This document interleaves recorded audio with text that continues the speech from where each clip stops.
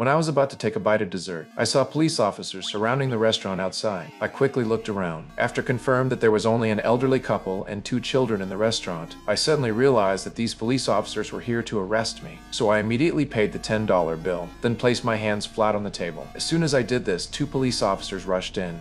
Police! Don't move! Don't move! Don't move! Don't move! Although taking down these 2 police officers would have been easy for me, but I chose to surrender obediently. This wasn't because I was cowardly, but because I was new to this town. And after I was taken back to the police station, the female police officer wanted to register my identity, but I didn't say a word and just silently observed the layout of the police station. This made the chief very angry. He immediately said he would teach me a lesson. At that moment, a black detective walked out. He seemed like a reasonable person. After taking me to a meeting room alone, the detective told me that a murder had occurred in the town the previous night. The victim had been shot in the back of the head at close range with 2 9mm bullets. After the murder, the killer not only picked up the shell casings, but also beat the body violently for a long time. Finally, they casually covered the body with a flattened piece of cardboard. Coincidentally, there was a witness this morning who saw me moving around the crime scene where the body was dumped. After hearing this, I remained silent for a long time before speaking up. I don't need a lawyer, because I didn't kill anybody.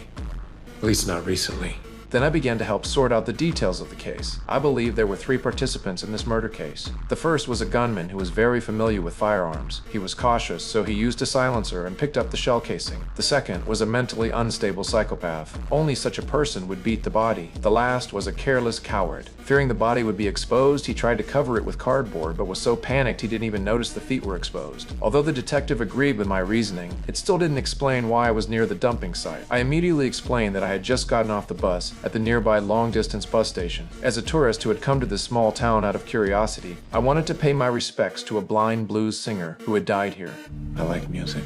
But during the previous search, I only had a toothbrush, a French war medal, and 200 on me, traveling over 800 kilometers with this luggage to mourn a deceased blues singer. This explanation sounded problematic no matter how you looked at it, so before I could provide an alibi, the detective locked me up without mercy. Fortunately, the police found a phone number in the victim's shoe. If this leads to the real killer, I'll be able to get out of trouble quickly.